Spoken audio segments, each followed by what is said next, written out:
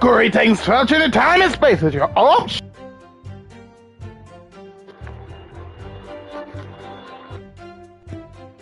that I dropped my controller. That's very awkward. Let's try that again, shall we? Greetings, fellows in time and space. This is your host, Tomoya channel, and welcome back to the channel, and welcome back to some more of the great Ace Attorney Chronicles. We're going to be continuing right where we last left off. In last week's live stream, we have made it to our very first cross-examination in the great courtroom in London. So, without further ado, let's get started right away with today's adventure and see what's in store for us. Allons-y! He stabbed him, you say, and you were sitting up on the roof deck, were you? Yes, that's right, sir. I was up on the roof seats. I remember seeing the little gent sitting next to the fellow that was stabbed. I had been thinking about a new hat design, you see, so I was just gazing absent-mindedly about. But then I happened to look down through the skylight.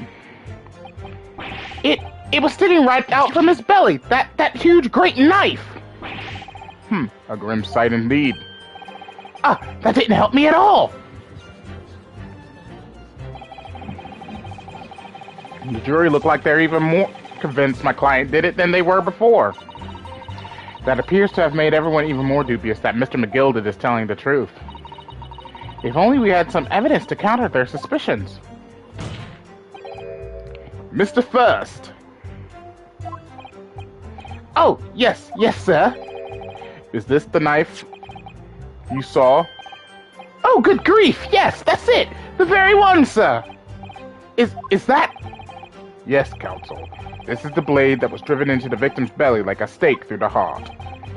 That is a blade of considerable size, counsel. It is. And furthermore, the scabbard is emblazoned prominently with a certain initial. The letter M, which seems oddly familiar.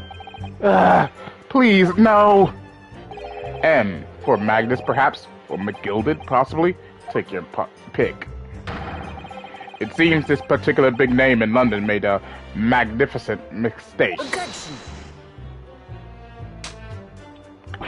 Weak slap! but there are M's everywhere! Yes! Like in Mason! This blade is far too extravagant for a poor brickmaker to have owned. No! This weapon of murder almost certainly belongs to the accused!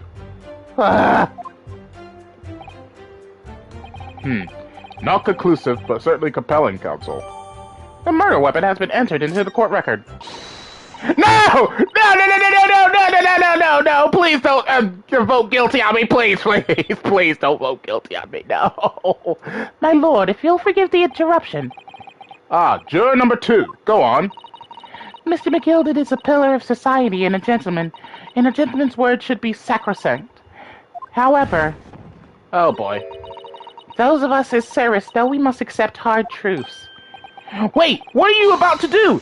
Dispose of the rubbish!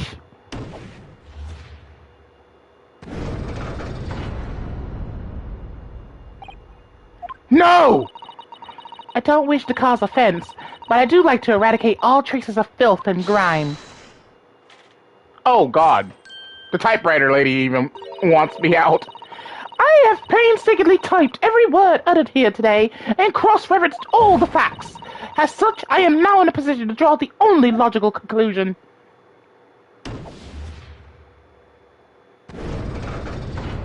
Fuck! Not again! That's 4 out of 6 jury members who've proposed a guilty verdict. There are only 2 left. We've had it. Every time I press these witnesses for more information, I just make the situation worse. Nevertheless, what we need more than anything at the moment is more information. We're still very much in the dark. I suppose I'll just have to keep pressing the witnesses, knowing that more sparks may well fly. We mustn't give up hope that we'll uncover something that will give us a way to fight back. But... Alright, I'll keep trying. I can't give up. I just need to keep calm and listen to the witnesses' statements again. As soon as I heard the scream, I stopped the bus. And then I saw it too. Hold it! Okay. What exactly did you see? Oh, well, sir, that would be the passenger, sir. Yes, collapsed on the floor he was. And by the passenger, obviously you are referring to the victim, Mr. Mason the brickmaker. And then the other passenger had that knife in his hand, like this. By the other passenger, obviously you are referring to the accused Mr. Magnus McGilded. And then he plunged it down, like this, stabbing the other passenger in the belly. What? My lord, I wish to speak. Oh, no. Yes, juror number 5. Do I take it that you, too? As the master of the London Guild of Coachmen, the idea of a murder being committed in one of the city's carriages is utterly abhorrent to me. It wouldn't be right to make a decision before hearing all the facts, though, I said to myself. But I've heard enough now. The horse has bolted, as they say. No, please, just keep an open mind a little longer. Yep, now, Silverblaze, the finish is in sight.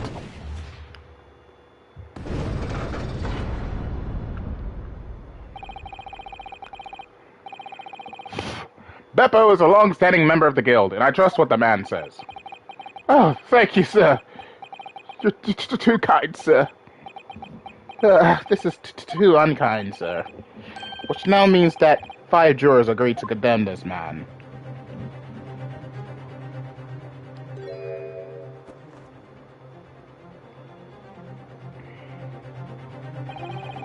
Madam Juror number 6. Yes, dear. What can I do for you? You have heard the testimonies of the witnesses in the stand. Oh, yes, I certainly have. Still got my hearing, you know. Then, pray tell, why are you yet to pronounce your leaning? Well, dear, the thing is, I'm a creature of habit, me. I always go to the park at around this time of day and sit on a nice bench and get on with my knitting. There's a lovely little park just near where I live. McGilded Park, it's called. The gentleman donated it to the city, you know, to put a smile on Londoner's face, he said. I can't imagine such a fine young gentleman would have it in him to take another man's life. He is always doing wonderful things for the city. That's right. A man like that wouldn't stab someone, surely. Mother, may we go to the McGilded Public Library later and borrow some more books? How many Londoners live with their heads in the clouds? Do you people not know what kind of a man Magnus McGilded really is? Oh no. What kind of a man is he? The philanthropist Magnus McGilded has enough wealth to purchase the entire city he claims to value so highly. But where did all that wealth come from? Your client is a Shylock, sir, and one with the very darkest of souls. What? Stone the crows!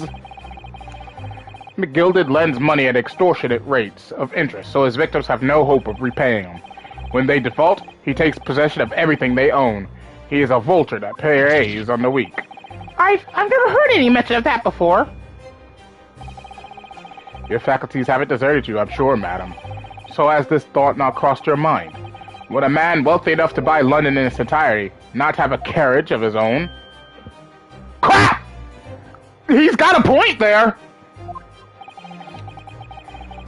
What possible reason could this man have had to make use of a public omnibus service? You're not saying that.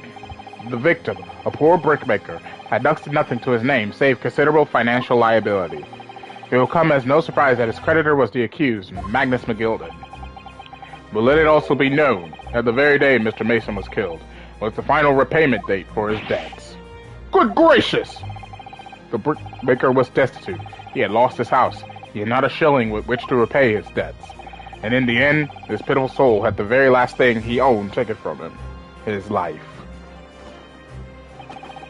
Mother merciless philanthropist pretender, Magnus McGilded. I don't believe it! If I might add something briefly, Miss Susuto? You claim that the victim had been lent money by Mr. McGilded, but where's the evidence to support your claim?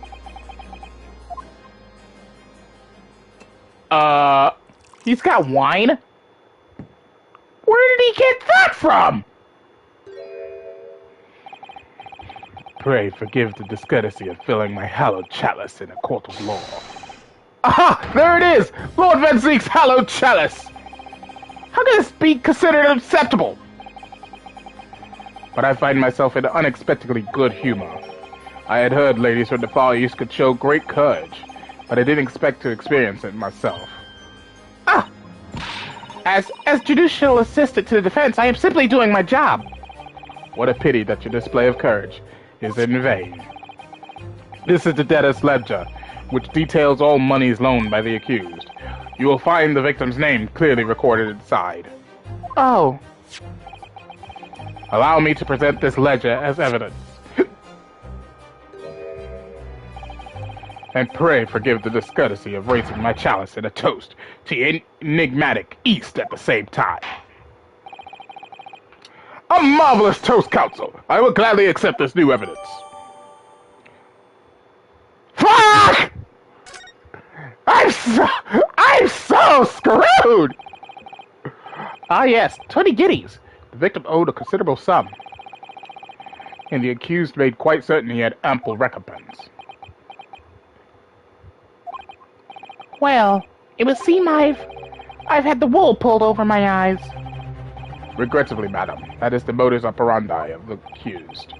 And it's such a pretty little part, too. What a scoundrel! No! Old lady, please don't! Still, maybe it's all for the best. Well, wait a minute! Let's think about this a little more before... I don't stand for nonsense! Crap!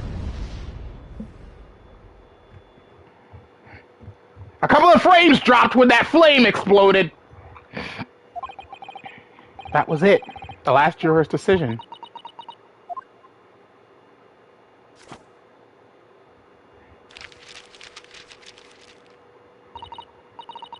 According to this encyclopedia of British law, when all members of the jury have concluded that the defendant is guilty, court proceedings are suspended, and the presiding judge will deliver the final verdict and sentence. That's what it says here. The final verdict. It's over then. Oh! There's a footnote, though. A footnote? However, the defense... All 6 members of the jury are now in agreement in this case.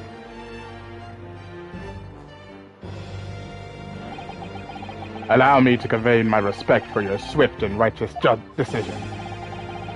According to the laws of this country, I will now conclude the trial by delivering my final verdict. I trust there are no objections. Miss Susato, just tell me one thing. Oh, yes? You're in the middle of saying something before? The footnote in your encyclopedia of British law? However, the defense? What did it say next? Oh, yes, of course. One moment. When all members of the jury have concluded that the defendant is guilty, court proceedings are suspended, and the presiding judge will deliver the final verdict and sentence.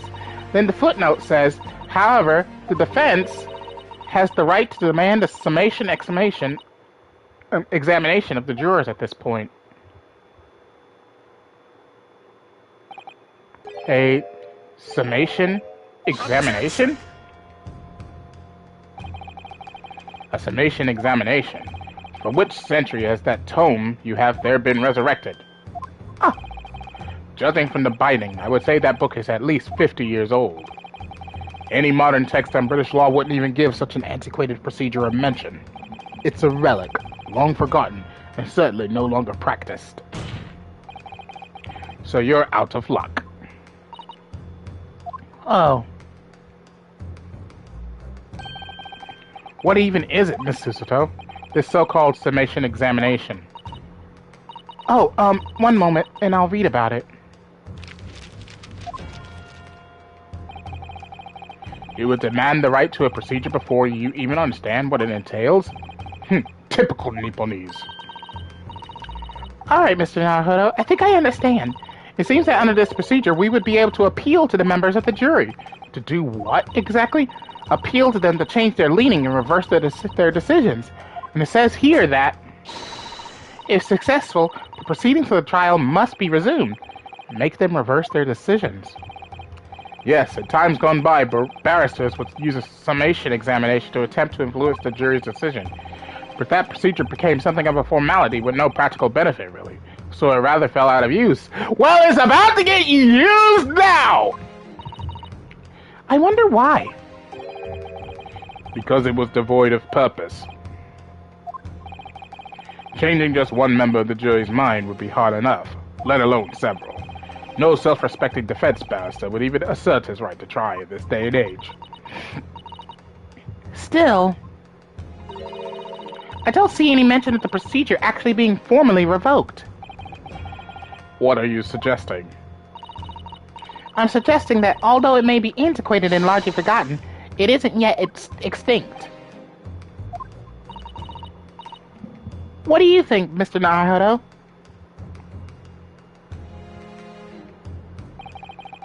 A summation examination. Our last possible option. Do we assert our right to carry it out, or admit defeat? Assert our right, of course! Slam that desk! The defense wishes to assert its right to a summation examination, my lord. Objection. London is the capital city of the most powerful nation on earth. We have a duty to the world to exemplify the very highest standards of judicial procedure. Summation examinations are an embarrassment that should remain buried. But if it's our right, it's our right! I believe it could prove vital in this trial. The defense's petition is perfectly valid. The court will proceed with the summation examination. This is madness. Foreman, are you and the remainder of the jury ready? Eh? Well, there was no mention of this in the letter I received, you see, so... All members of the jury will be asked to explain on what grounds they have reached their decision. On what grounds? You must all justify your decisions and explain why you believe the defendant to be guilty. Well, my lord, you're rather putting us on the spot. This is most irregular. No mention was made of this before.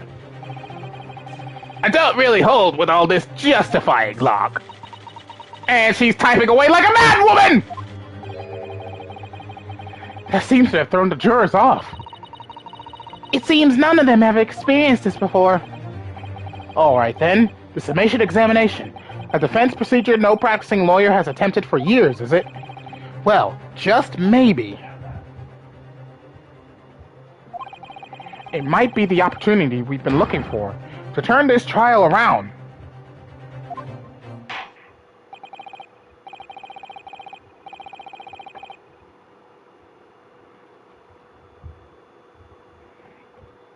So be it then. Ladies and gentlemen of the jury, the court hereby calls upon you to state the grounds on which you find the defendant, Magnus McGilded, guilty of this most serious crime.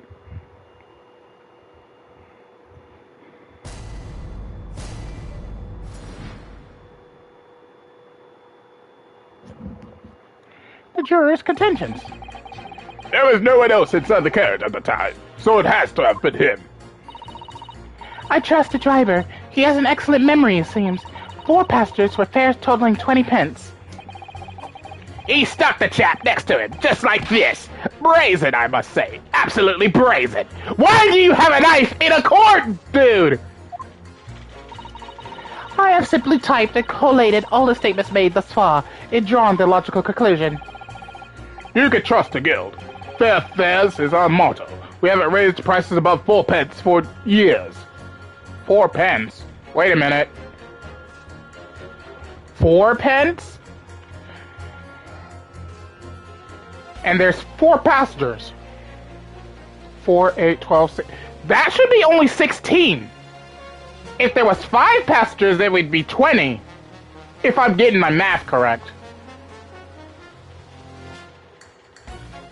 So somewhere, someone got some extra money. The scoundrel stabbing that poor man on the floor in beggar's belief. He wasn't stabbed on the floor, he was stabbed in a chair! I'm starting to wish I hadn't pushed for this now. Some of the jurors don't seem to have wonderfully formed arguments, though, do they? Well, let's see what we can do. We need to get these 6 people to change their minds. I'll have to throw everything I can at them, and use some very persuasive language. Just a moment, Mr. Naruto. According to my book, that's not quite how it works. Oh? I thought I was going to have to thaw their icy minds with some heartwarming rhetoric about the defense. Unfortunately, once the jurors have decided the defendant is guilty, they're unlikely to heed anything the defense says. But then, they've reached their conclusions by their own reasoning, you see. Your pleas will sound like excuses. In fact, it could recoil on you.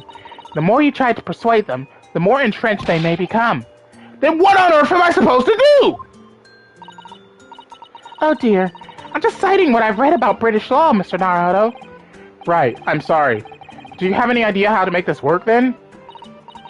Well, from what I can understand, the key to this procedure is using the jurors' own words to make your arguments. What do you mean? Well, the 6 members of the jury are randomly selected members of the public.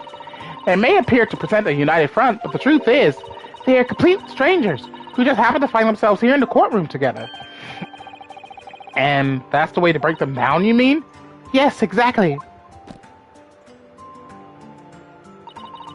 We must listen very carefully to what each member of the jury says, and see if we can identify any contradictory statements.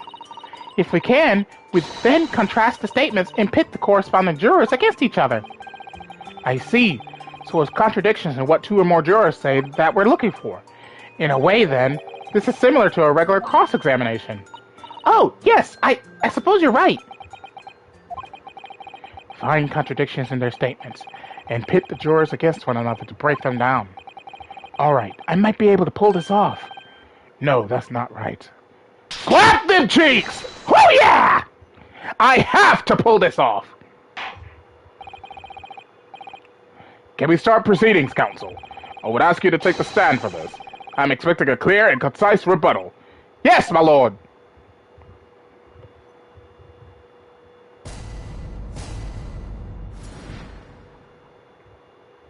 The defense's rebuttal.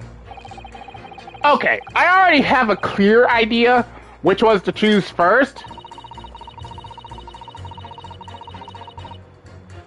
And first, because you, along with you, already have an issue. The money. There should have been 5 people if there's 5 people if it's 20 pence.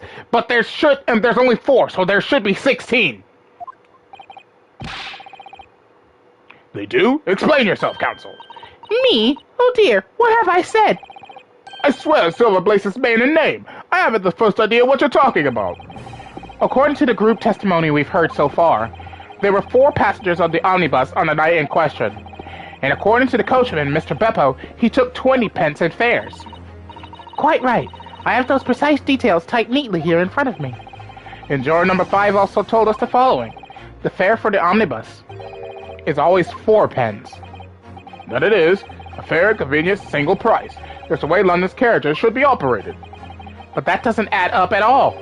In fact, it leaves a glaring discrepancy in the facts. Why, man? Why? 4 passengers paying 4 pence each. If you do the multiplication... it would be 16 pence! Exactly. As I said, it doesn't add up. The figures are different. By 4 pence, in fact. Or precisely 1 person's fare. 1 person's fare? Yes! In other words, on the omnibus that night, it's distinctly possible. There was another passenger we've heard nothing about! Good gracious! This can't be right! The coachmen of the guild are good, honest men, one and all. Trustworthiness is our watchword. The figures your coachman claims most certainly do not add up.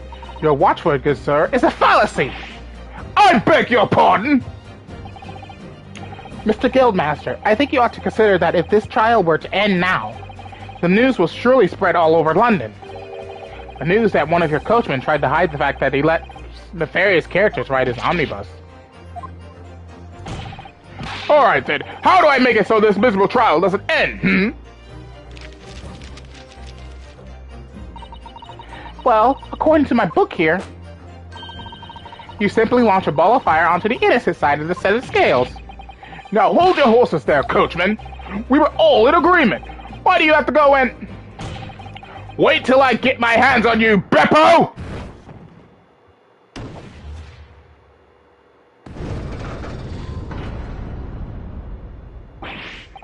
Ah! This is all very irritating. Begging your pardon, sir. I'm going to do the same.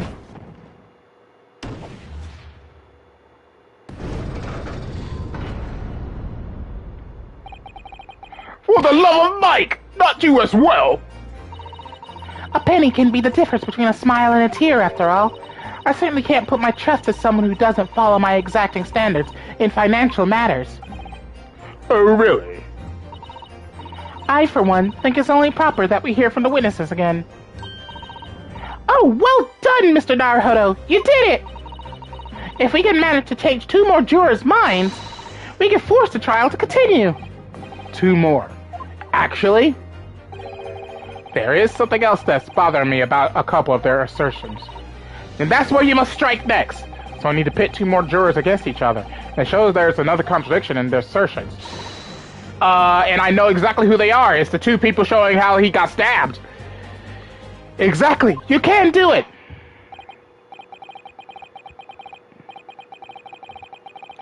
Well, the scales of justice have shifted, but they still weigh heavy on the side of guilt. Counsel, you have the floor again. Continue with your summation examination.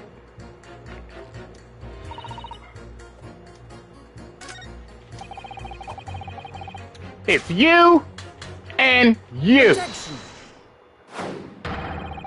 These 2 statements are completely contradictory. What? Explain, counsel. Post haste.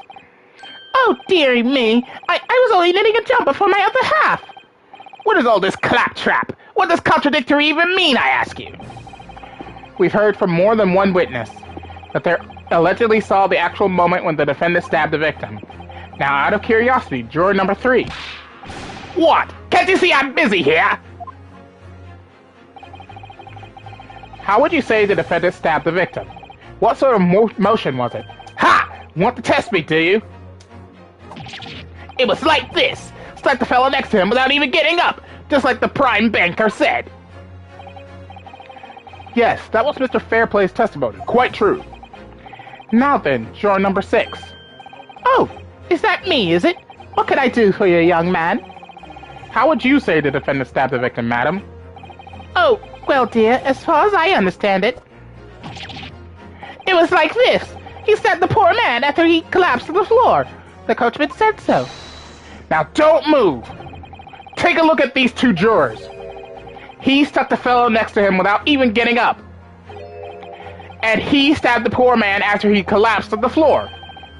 Well, I never. They're stabbing in totally different directions. What? Bless my stitches! What a muddle!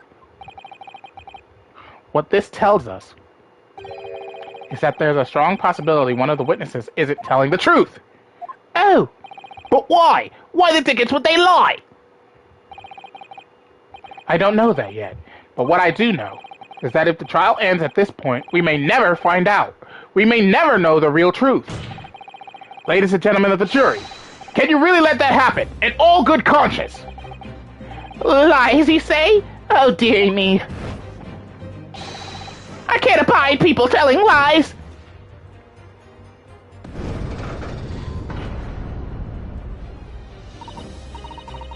The scales. I don't believe it.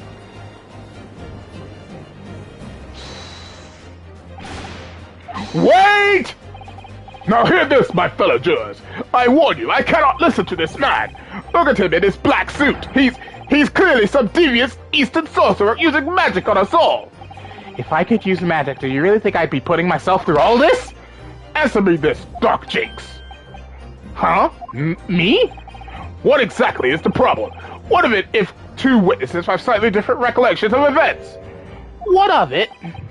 Let's say the Shylock did stab the victim as he was sat next to him on the omnibus, and this young dandy saw him do it.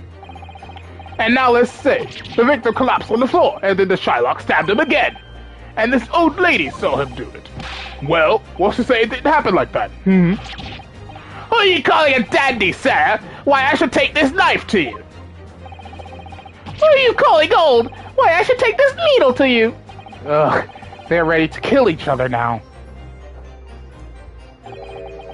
But could the foreman of the jury be right? Did the two witnesses see two different moments of the same crime? It's out of the question!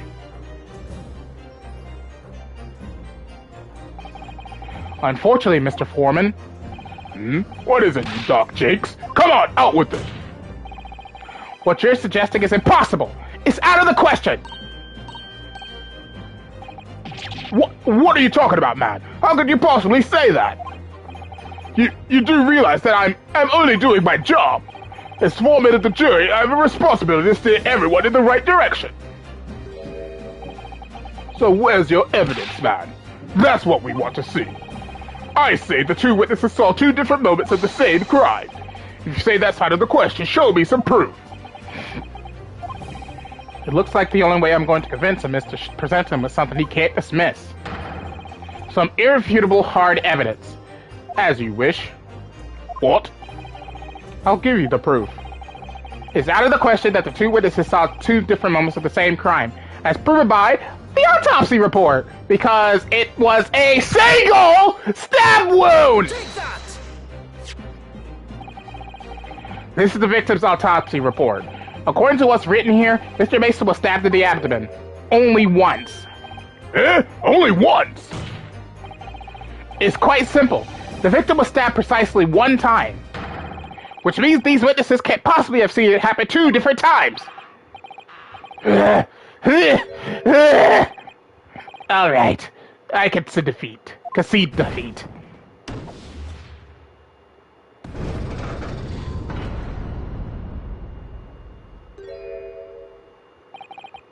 Wait, that means 4 jurors are now leading the not guilty. We've done it, Mr. Naruhodo. We've won. What are you playing at, you dandy fool? Shut your trap, sir. No one deceives me. We had a consensus. I said shut your trap. I know a liar when I see one. And if the chap ever dares to cross the threshold of my shop, I'll take this razor-sharp blade and shave every last hair off his head. Oh, he's a barber. Oh, he's a Sweetie Todd. Oh, God. Please tell me he's a barber. Well, in a quite remarkable turn of events, the defense's summation examination has split the balance of the scales of justice. The jurors now stand at 2 for guilty and 4 for not guilty. Accordingly, there is no longer a large enough majority among the jury for me to adjudicate. If the trial must continue. I hereby ask the defense, prosecution, and witnesses to return to their places. And I call upon all of you to continue to pursue the truth.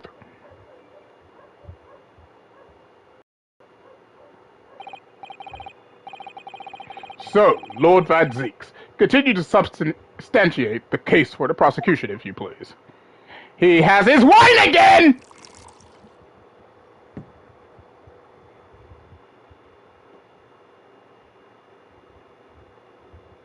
Are you going to take a drink of it? Any of it?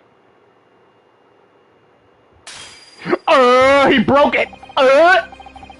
Having savored the rich aroma of the carmine contents of this hallowed chalice, it may seem crass to crush it to dust. Pray forgive the discourtesy. Lord Van Zeeks! Is it cold in here, or is it just me?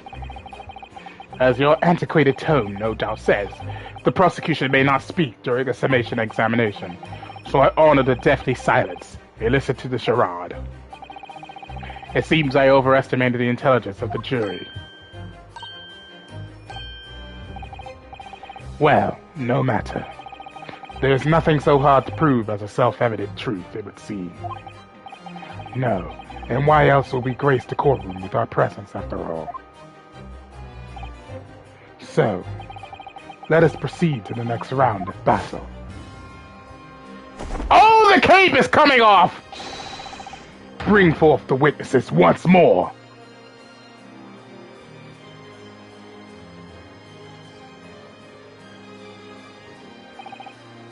Witnesses, I trust you heard the summation examination we have just had to endure. Oh, yes, sir. That I did, sir. Of course I heard it. Oh, yes, sir. I heard it. You, sir, on the end, the coachman. I believe it's Beppo? Yes, sir, my lord, sir. If it transpires that in your previous testimony, you are attempting to veil the presence of a fifth passenger on your omnibus, you will be found guilty of perjury. You are advised to bear that in mind, sir. Oh, mio Dio. Now then, witnesses, I hereby call on you to testify before the court again. You'll explain the various misgivings brought to our attention by the defense's summation examination.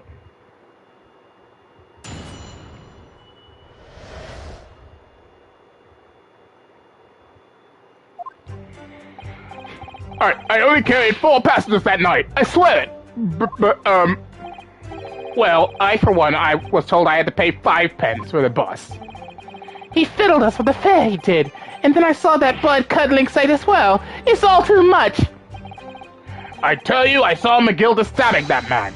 Everything I said before stands. Oh, yes, he stabbed him. Yes, he did. I think so, yes. You think so?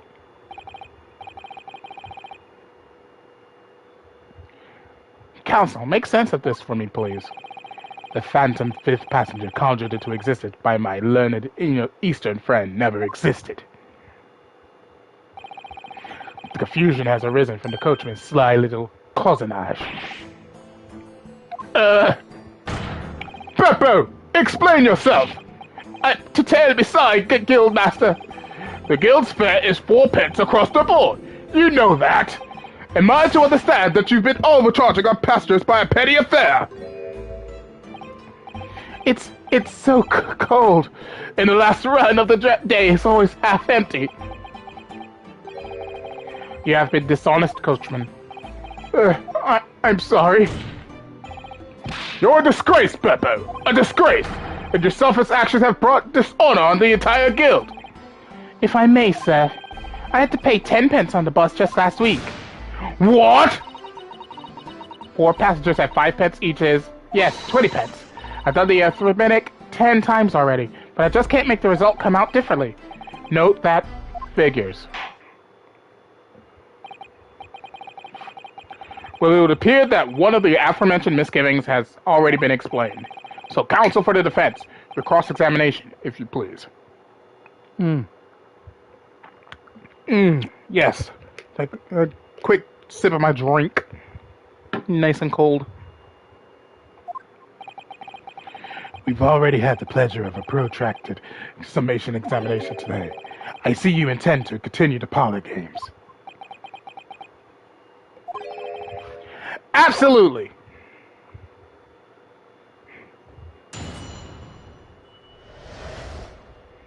Various misgivings. Now, see, I already have a clear idea which one stands out. So, we are just going to go right to the statement that made me think something was wrong. And that's statement number 5. He thinks he saw him. He thinks he saw him. Press that! Earlier, you testified that you saw the moment when the defendant allegedly stabbed the victim, didn't you? Oh, yes. Yes, that's right. You said that the victim was on the floor and described the assailant holding the knife in an ice pick grip. I suppose I might have, yes, put the cart before the horse, maybe. What's this? Well, I'm quite sure about most of it. I was driving the horses when I heard a scream from the seats on the roof deck. Oh, I expect that was me, sir. Then when I turned around, yes, I saw it through the skylight. The gentleman was on the floor, and the knife was sticking up out of his midriff. That's right, yes. And the fellow holding the handle was the famous man, yes. So in short, you didn't see the moment when the victim was actually stabbed at all. I really thought that I did, but when I go over it again in my head, no, I suppose I didn't actually see the precise moment of the stabbing, did I?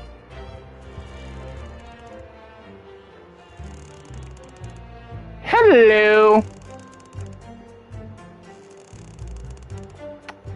Excuse me. Do you have something to say about that, Mr. Fairplay? Now you listen to me! I know what you're thinking. He didn't really see the exact moment the fellow was stabbed. What are the chances of that? Eh? Are you asking me or telling me? He's getting flustered. I might be able to extract some new information from him if I answer him cleverly. Could he have just happened to see the exact moment the crime was committed?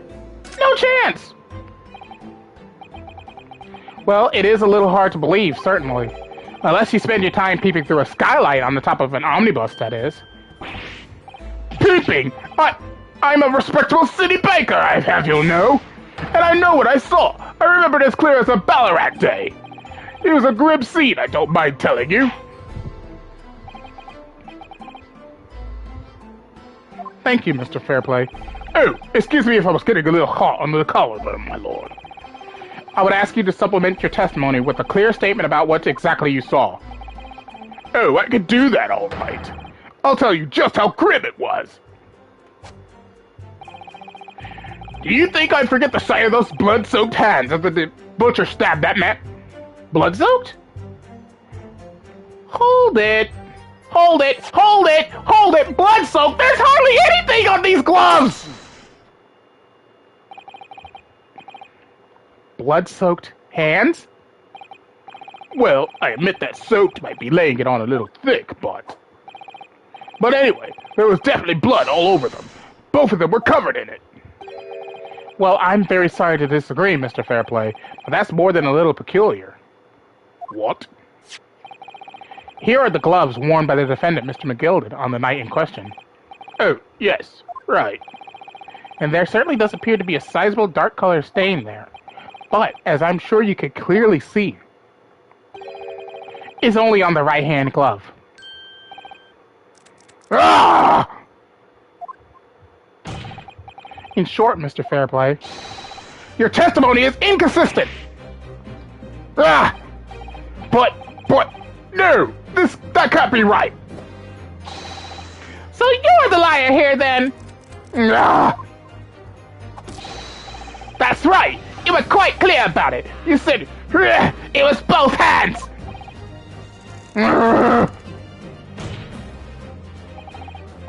Mr. Fairplay, if your last statement was a lie, it calls your entire testimony into question. You say you saw the moment the victim was stabbed, but is that really the truth? Objection! It was a simple mistake. You can't justify the accusing this man of lying. Yes, it wasn't both hands. It was only one. But the fact remains. The victim's blood was on the accused. Objection! No! Mr. Fairplay categorically stated that he saw blood all over both hands, which means there's a strong possibility that this witness was deliberately trying to mislead the court. Ah! Why? Why? I'm a city banker, for pity's sake! My word should be the gold standard! I'm a gentleman, not some gutter snipe! Upstanding members of society don't prevaricate! He's claiming to have no reason to lie. But is that really the case?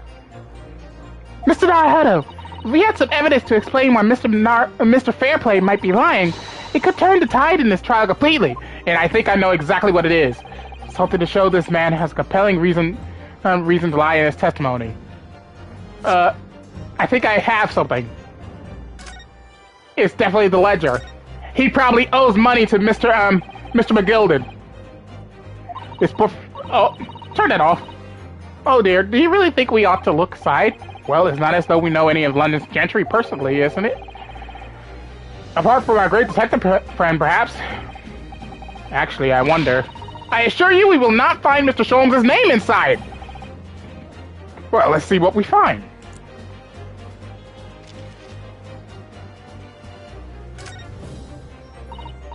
Gosh, it's crammed full of gentlemen's names, isn't it? Well, I suppose they're probably not all gentlemen at all, are they? After all, not everyone in this country is well off. Ah! Goodness! What is it? Look at this! Do you see the name here? Bruce Fairplay. Should that mean something to me? It does sound strangely familiar, actually. Bruce Fairplay, the witness testifying at this very moment. Oh yes, of course, the banker. Why is his name in here? Ah, he borrowed 20 guineas, did he? And look, the repayment date is fast approaching. It's possible that this is just a coincidence, of course, but this could be very useful information. Knew it! I have evidence. My lord! Yes, counsel? The defense is ready to present evidence. By Jove, are you sure? Yes, evidence that will clearly demonstrate why Mr. Fairplay had reason to lie in his testimony. Ah! Very well. I hereby call on the defense to present its evidence. The evidence that demonstrates a motive for the witness' alleged deception of the court. This is a list of the debtors who owe money to Mr. McGilden.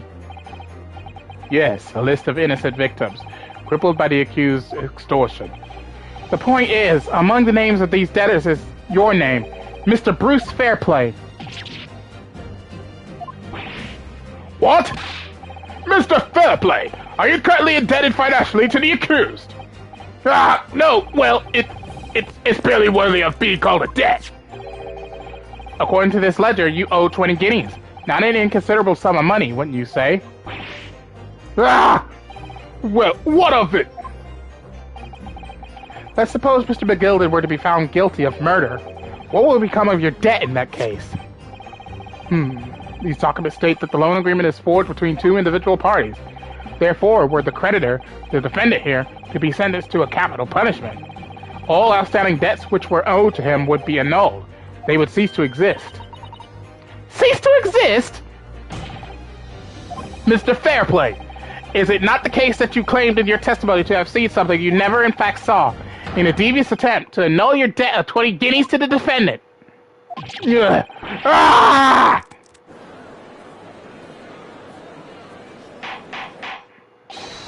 Hold on! Hold on! Hold on! Mr. Bruce Fairplay! Yes, my lord. What is... He can't even speak properly. Let me ask you again. And be aware that your answer may have most serious implications upon your future, sir. Did you, or did you not, see the precise moment in time at which the defendant is alleged to have thrust a knife into the victim?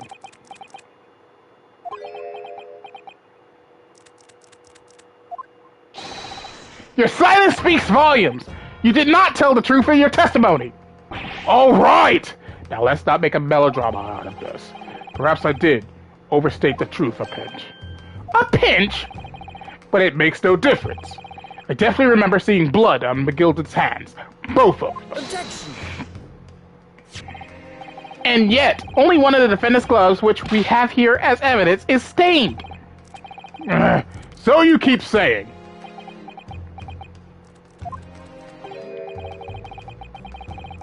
I wonder if I might be allowed to speak, sir. Go ahead, Mr. First. Well, the thing is, I think I remember seeing it myself as it happens. Seeing what? The blood, sir, on the assailant's hands. I think... yes. I'm almost sure that it was on both of his hands, not just one. What? What?!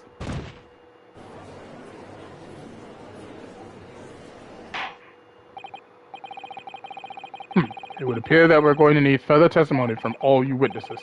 This time, I would like to know precisely what you did and what you did not see. Do I make myself perfectly clear?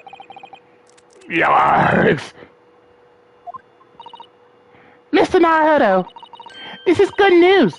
The course of the trial seems to have shifted slightly at last. Yes, I might finally have a chance to turn things around here.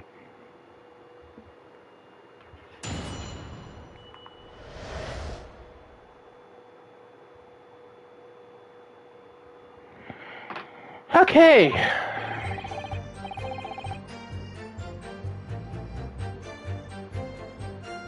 There was blood on both hands of the assailant. I sincerely and distinctly remember that. However, I suppose you might say that I didn't see the exact moment the stabbing transpired, if that matters. I remember seeing the knife, and I remember seeing both of the attacker's hands with blood on them. I didn't actually see anything myself. No. Not until I heard that scream. Anyway, the fact remains. There can't have been anyone else inside that carriage, or we all would have seen. What kind of testimony was that? Well, lo and behold. In truth of fact, not one of you was witness to the crucial moment the crime was perpetrated. I apologize, my lord, but honestly, there was no one else inside that carriage, and the man's hands were covered in blood. That much incriminating evidence is tantamount to saying what we saw the man do it. That's really not what testimony is about. Let us examine the interior of the omnibus once more. The victim's fresh blood is clearly visible on the seat, corroborating the witness's accounts. In other words, there is no substantial nor significant change in the facts of the case. Very well. Your cross-examination, please, counsel. Yes, my lord.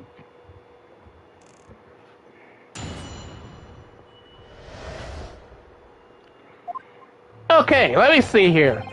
What stood out? I'm pretty certain the fifth statement stood out, so we're going to go ahead and press on that.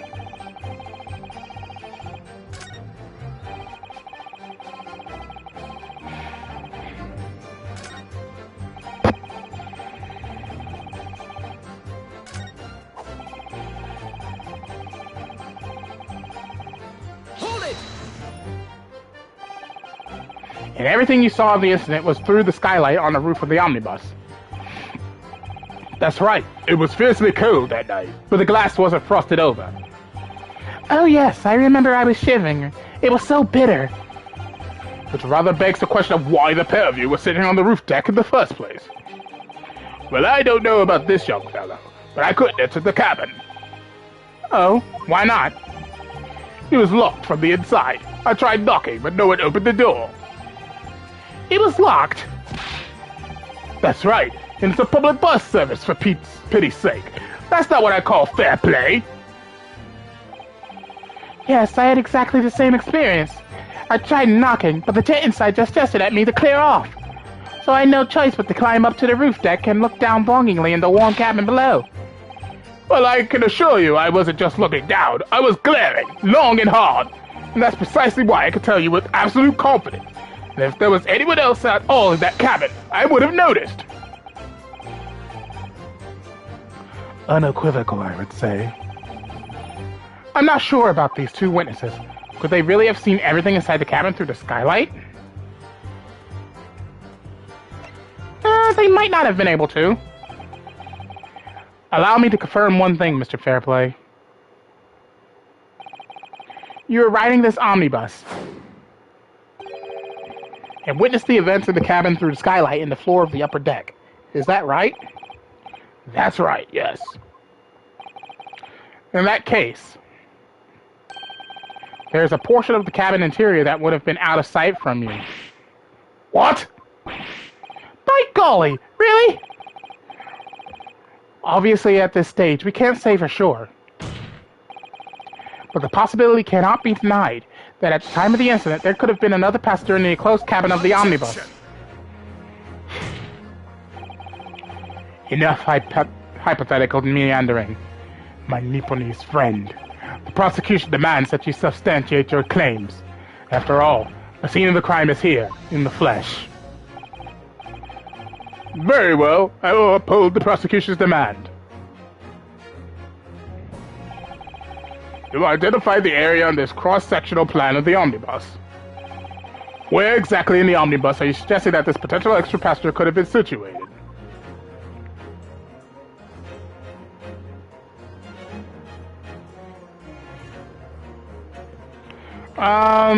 Well, if I had to choose, my guess, both of them would be sitting right here. So the only side of the coach they can see is this side, so This side. Take that! Both rows of seats on the roof face in the direction of travel, whereas the seats in the enclosed cabin face each other, which means the visible part of the cabin, which passengers on the roof deck can see through the skylight, is as I've drawn here. Ah!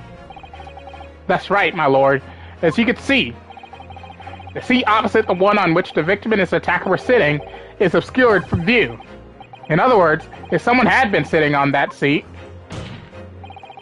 it's quite possible that these witnesses would have been completely unaware of it. Ah! Objection! It's quite possible some phantom was sitting there. You Nipponese have a forbidding habit of obscuring the truth with ambiguity.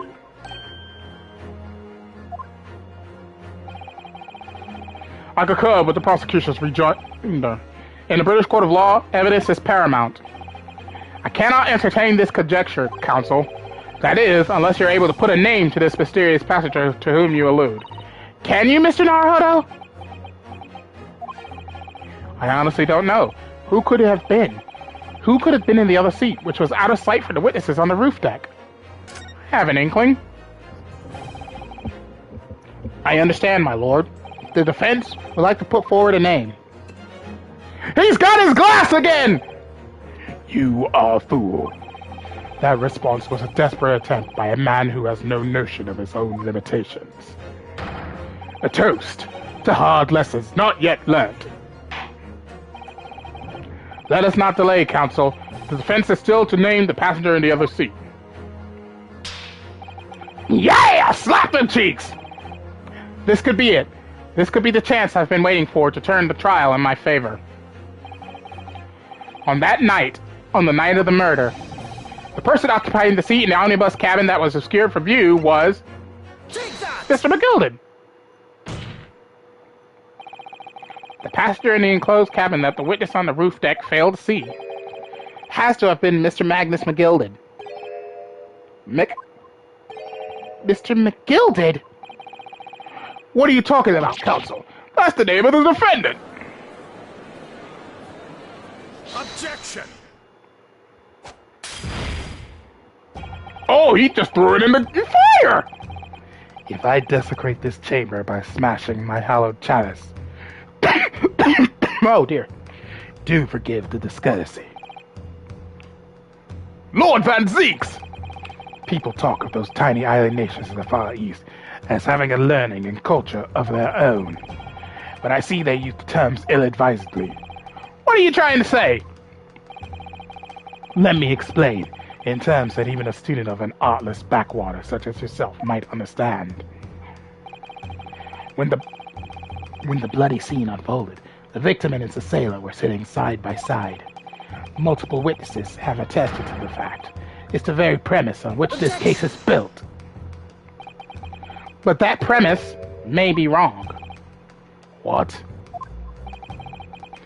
If the victim really was sitting beside Mr. McGilden, it creates an inconsistency that can't be reconciled in any way. What inconsistency, counsel? The defendant's gloves, my lord.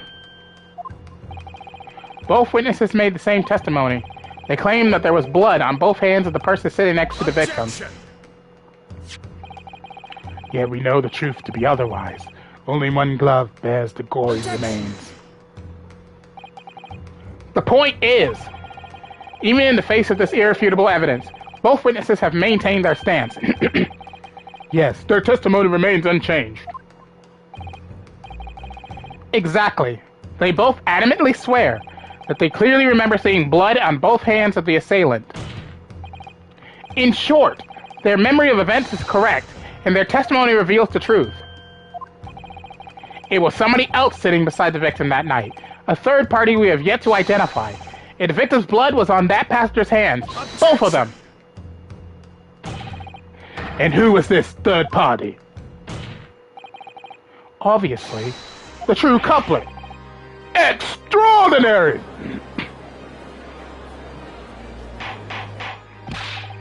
Order! Order! Order! What exactly are you postulating? Objection! The defense's postulation is just that. Nothing more than conjecture. The witnesses have clearly stated that they saw the accused. Objection! But when elaborating on his testimony, Mr. Fairplay said the two of them were wearing hats, and I couldn't exactly make out their faces. Yes. The tops of their heads were obscured by the roof. I could see the rest of them, though. Yes, that's right. Both gents were most certainly hatted. Hatters do tend to notice such things, sir. And what particular styles of hat did the two gentlemen sport, Mr. First? I'm afraid I don't remember.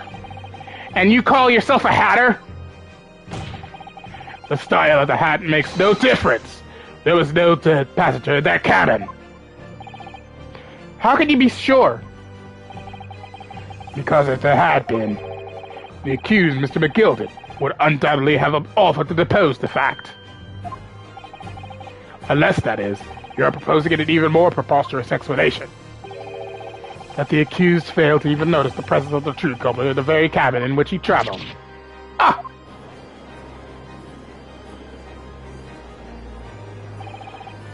He's right. If there was another person traveling in the enclosed cabin of the omnibus, it's inconceivable that Mr. McGilded would have been unaware of it. Order! There's clearly a simple solution to this problem.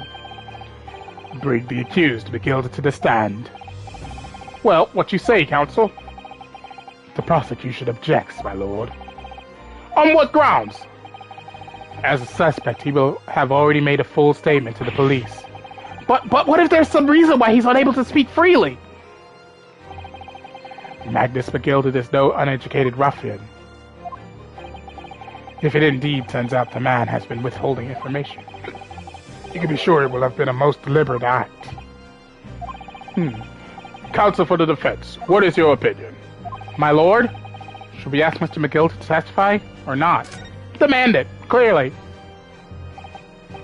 Yes, we need to hear what he has to say in order to find out the truth.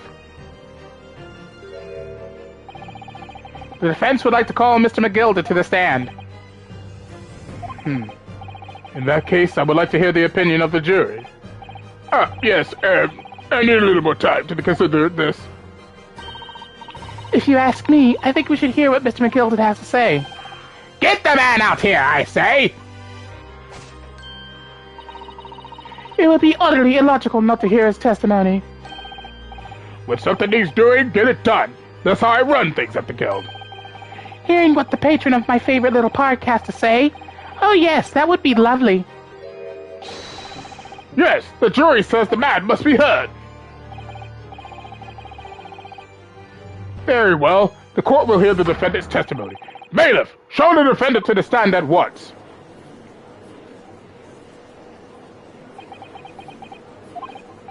Now, maybe what actually happened that night will finally become clear.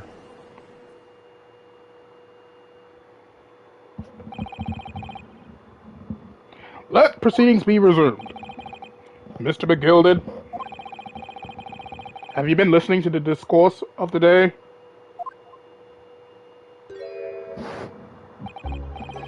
To be sure I have, my lord. There are now two matters on which the court decides to hear from you. The first is whether or not there was a third party with you in the omnibus cabin, as proposed by the defense. The second is that if such a person was indeed present, why did you conceal that fact from the police? Begad, no. 'Tis not in my nature to hide anything at all. Just answer the questions, please.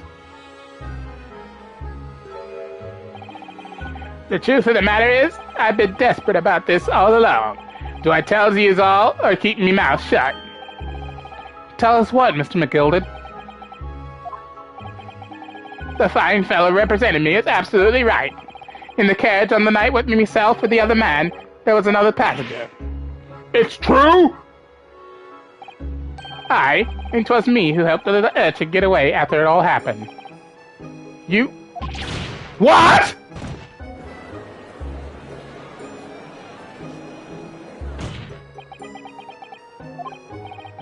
No, Magnus McGilder. That convenient excuse can't save you now. I'm truly sorry, so I am, Lord Van Zeeks. I'm sure you'll be wanting to know why I said nothing when I was taken in by the police. I do be having a very good reason, I assure you. Which was... Well, the little child was just in the wrong place at the wrong time, and not in any way involved, you see. What? If the police had known the wee one was there, they'd have assumed she'd done it. They'd have hauled her into this here courtroom, just like me myself. I was only trying to spare that. Young hearts and young minds are easily damaged, my lord. And who is this young child of whom you speak? That? I don't know. You don't know? Aye, well, the wee thing just happened to be the catch that night. I never saw her before or since. We have absolutely no reason to believe this man. The prosecution calls for the witnesses' statements to be disregarded by the court. You know, I wouldn't be surprised if the urchin isn't here in this courtroom as we speak, listening to the proceedings. What? Smoke! Fire! There's a fire! Look, someone's trying to get away! After them! It's no use! I can't see anything through all the smoke! What is going on? Be careful, Mr. Naruhodo! Cover your face! Bailiff, don't let the accused escape. Secure the omnibus. I hereby call an emergency recess. Bailiff, ensure the defendant is in custody and clear the courtroom. He was hurriedly removed from the smoke-filled courtroom by the bailiff, amid scenes of chaos as people stumbled over one another in their desperation to flee the chamber. We had no idea what was happening. All we knew was that, for the time being at least, the trial was suspended.